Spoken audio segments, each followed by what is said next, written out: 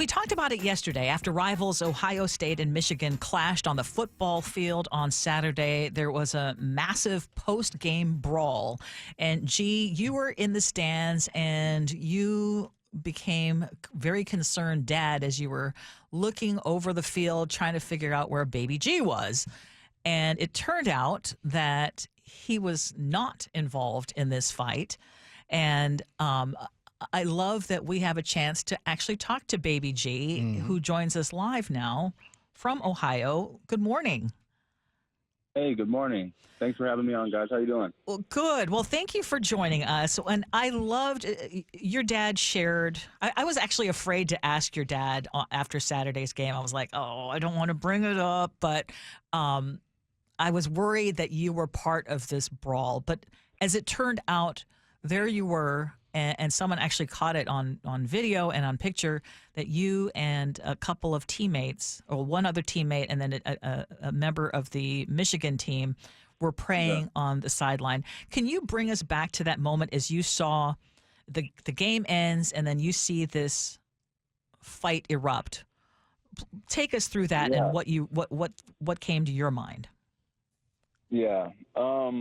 Well, first and foremost, I think if this were me just even a few years ago, I probably would have been someone that would have been frontline fighting as well, kind of in there with my teammates. But I've gotten to it recently in the last few years of my life. I've received this revelation of who my Lord and Savior Jesus Christ is, and he is quite apparently given me a new heart and different desires. And I said this before, I'll say it again. I believe that I was fighting. It's just my fighting list looks a little bit different, and I fight from on my knees in prayer. For it says in Ephesians that our battles are not against flesh and blood enemies, but from principalities of the unseen world. So the things that we can't see, the things that make us jealous, the thing that make us angry, the thing that makes us want to kill somebody else. That's the real enemy that we're fighting here. And so that's just the way I fight, is through prayer. And I didn't think it would be appropriate in that moment for me to cause anybody else physical harm, because what is that? I just didn't believe that that's the proper solution. So, and sometimes when people hear you say that you fight in a different way than you would have maybe 2 years ago, and some might say, oh, that's a softer approach, or that's the soft side of doing things, or, oh, we want football players. What's your thoughts on that, son?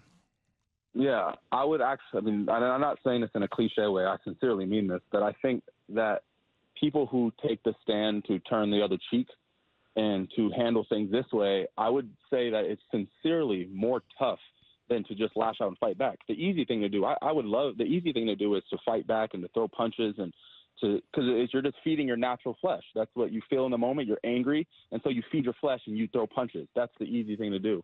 But I think I'm proud of the teammates that got down on a knee with me, because that's the true fight, is being able to feel one thing. Because I'd be lying if I didn't say I didn't feel frustration of what they did. But to feel one thing and to deny that feeling that you have and say, the Lord that I serve is not just the Lord of Sunday. He's not the Lord of Bible study. He's not the Lord of church, but he's the Lord of this game, and he's the Lord of my life, and I'm going to serve him whether we win, we lose, or someone's mad at me or not. And so I think it takes more toughness and more boldness for someone to metaphorically spit in your face and for you to walk away and pray for them. So tell us what precipitated this. From your perspective, like why did this thing erupt, and how did it become so big? To see the entirety of both teams getting on the field, with the exception of you and a couple of others. Yeah, well, first, in a moment like that, this is the biggest rivalry, and I believe in all of college football, and we had very, very high anticipation as the Buckeyes to win that game. There's no one in the facility that thought there was a chance of us losing that game. We were so confident, and so to go in there and lose. We were in a state of shock, and so in that moment, we see different people responding in different ways when you're in shock. I'm sure if you guys were in shock, different people in your guys' room would operate differently. And I saw some guys go quiet and not say anything.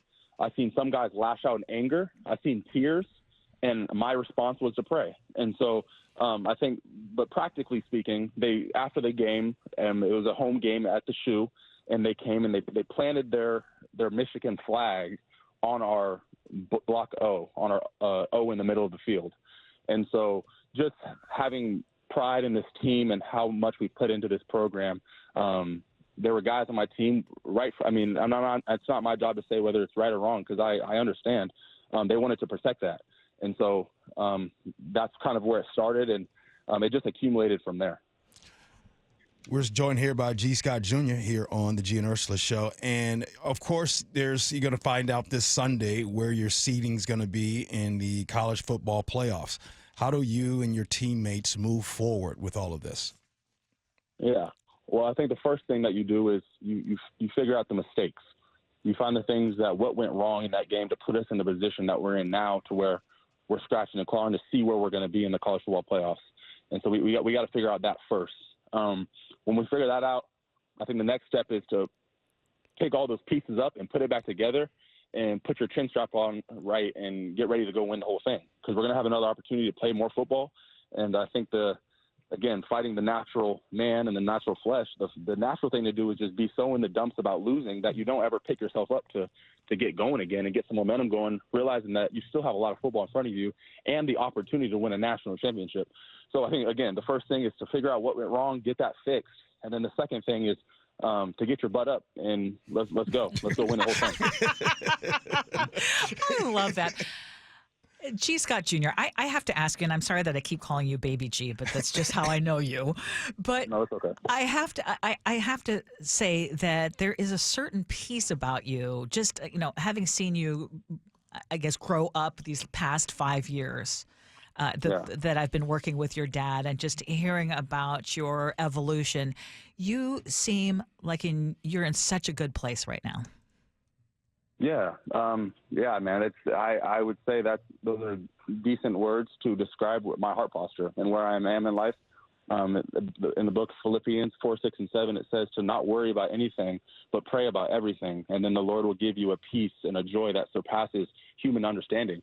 And I think that when I cast my anxieties and my stressing about winning or losing, or how did I play or how did they play, and all that kind of stuff. When I take all those worries and stress and I cast it under the Lord, His word is faithful and His word is true, that He does give me a peace and a joy that surpasses, quite honestly, what I can explain in words. I don't think the English language does justice to what I can explain within my heart.